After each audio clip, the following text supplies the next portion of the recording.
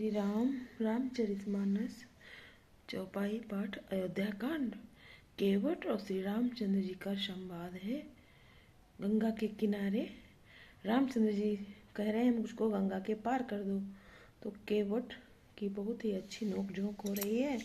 बहुत ही अच्छा लगता है। बहुत ही ये चरित्र जो है पावन है।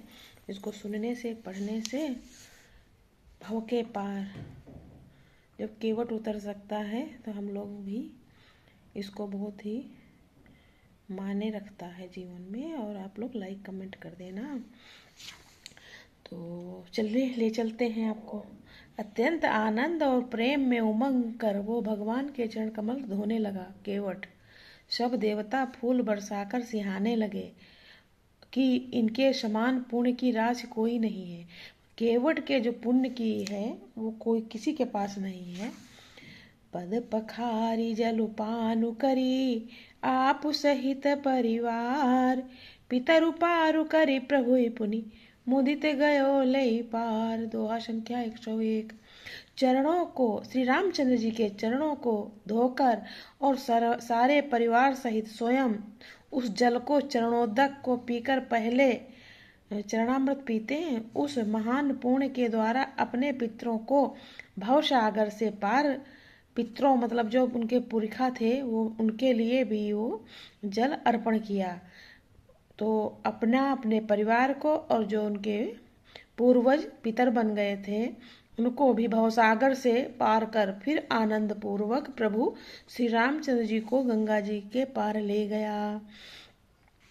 उतर ठाणी भय सुर शरीरेता, श्री राम गुह लखन समेता। केवट उतरी दंडवत कीन्हा, प्रभु सकुच यही नहीं कछु दीन्हा। निषाद राज केवट और लक्ष्मण जी सहित सीता जी और श्री रामचंद्र जी नाव से उतरकर गंगा जी की रेत बालू में खड़े हो गए। तब केवट ने उतरकर दंडवत की।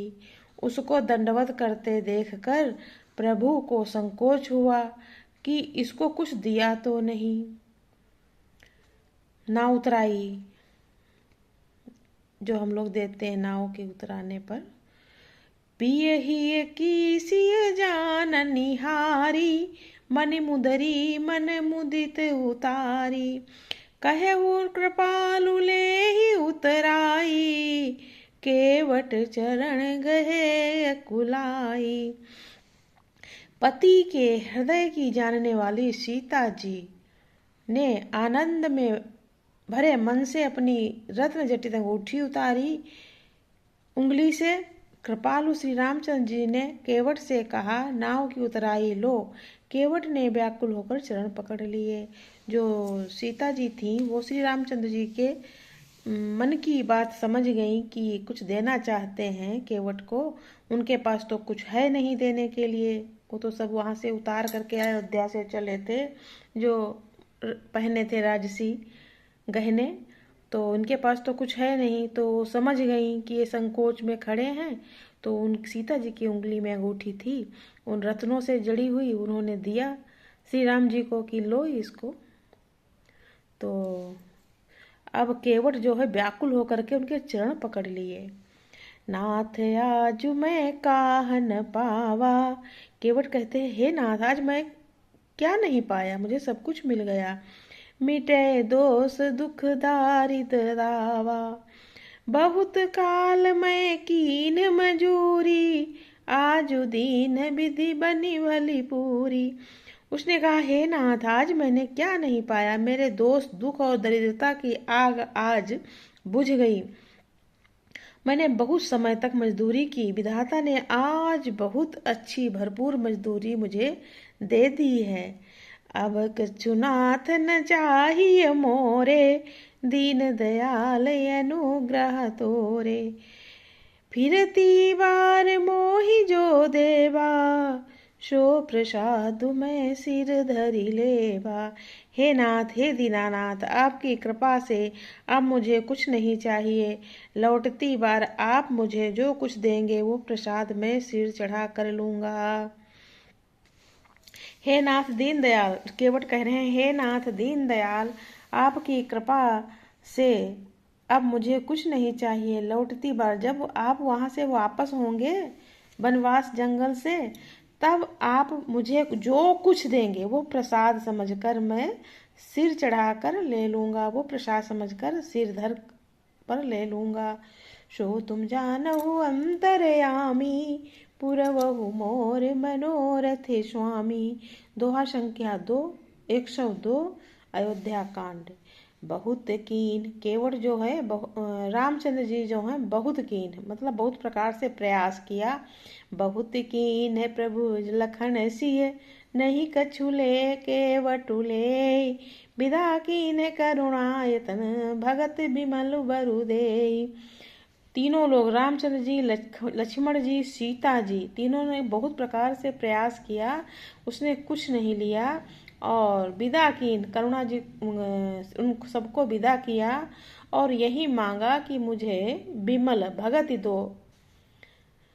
प्रभु श्री रामचंद्र जी, लक्ष्मण जी, सीता जी ने बहुत आग्रह या यत्न किया पर केवट कुछ नहीं लेता है। तब करुणा के धाम भगवान श्री रामचंद्र जी ने निर्मल भक्ति का वरदान देकर उसे विदा किया और उसने कहा, जाओ, तुम्हारी जो भक्ति है वो निर्मल है।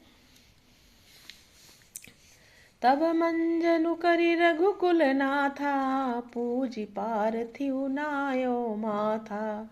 सिय सुरुस रही कहो करे जोरी, मातु मनोरथ पुरव बिमोरी। फिर रघुकुल के स्वामी श्री रघुनाथ जी ने स्नान करके पार्थिव पूजा की और शिव जी को सिर नवाया। श्री सीता जी ने हाथ जोड़कर गंगा जी से कहा, हे माता, मेरा मनोरथ पूरा कीजिए। पति देवर संग कुशल बहोरी, आई करो जेहि पूजा तोरी। सुनि सिय विनय प्रेम रस सानी, भई तब बिमल बारी बरबानी। जिसमें वे मैं पति और देवर के साथ कुशल पूर्वक लौट कर आकर तुम्हारी पूजा करूं। श्री सीता जी की प्रेम रस में सनी हुई विनती सुनकर तब गंगा जी के निर्मल जल में श्रेष्ठ वाणी हुई। सुनु रघुबीर प्रिया भय देहि, तब प्रभाव जग विदित न केहि। लोक पहोहि बिलोकत तोरे, तो ही से वही सब विधि करे जोरे। हे रघुवीर की प्रियतमा जानकी, सुनो, तुम्हारा प्रभाव जगत में किसे नहीं मालूम है। तुम्हारे कृपा दृष्टि से देखते ही लोग लोकपाल हो जाते हैं। सब सिद्धियां हाथ जोड़े तुम्हारी सेवा करती हैं। जो हम ही बड़ी विनय बनाई, कृपा कीन मोहि दीन बढ़ाई। तथापि देवी मैं देव यशीसा, सफल हो निहित निज बागीसा। तुमने जो मुझको बड़ी विनती सुनाई वो तो मुझ पर कृपा की और मुझे बढ़ाई दी है, तो भी मैं देवी और अपनी बाणी सफल होने के लिए तुम्हें आशीर्वाद दूंगी।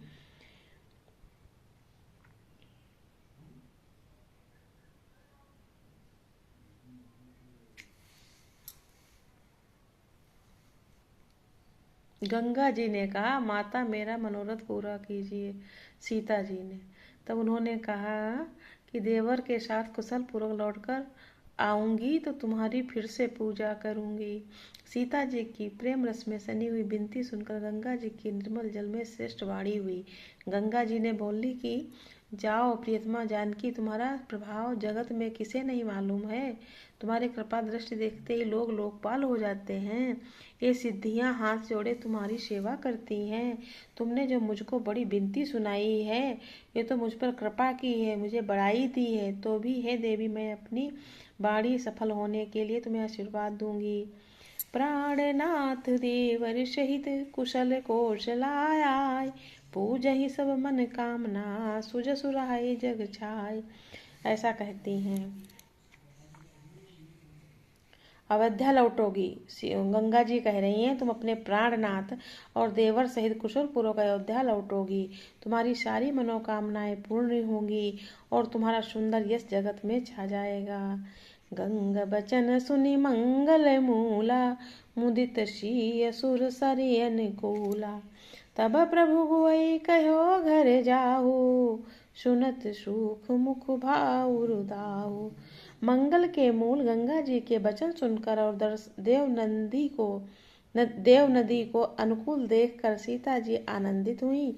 तब प्रभु श्री रामचंद्र जी ने निषाद राज गुह से कहा कि भैया अब तुम घर जाओ।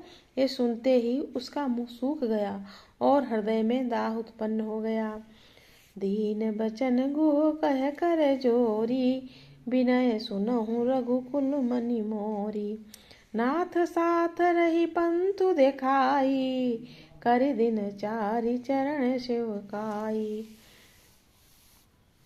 दीन बचन गुह ने हाथ जोड़कर कहने लगा, विनय सुनो रघुकुल मनि मोरी, मेरी भी विनती सुनो। नाथ साथ रही पंथु दिखाई, हे रामचंद्र जी, आपको मैं साथ रहूंगा तो आपका रास्ता बताता रहूंगा। कर दिन चार चरण से, और उसी बहाने आपके साथ 4 दिन मुझे आपके चरणों की सेवा करने का मौका मिलेगा। अब इसके अगले का कल पढ़ूंगी। सभी लोगों को राधे राधे। बहुत ही अच्छा लगता है रामायण पढ़ना, और कुछ प्रसंग जो हैं मुझे बहुत अच्छे लगते हैं। केवट वाला मुझे बहुत अच्छा लगता है, और परशुराम और जो लक्ष्मण का होता है वहाँ पर भी मुझे बहुत अच्छा लगता है।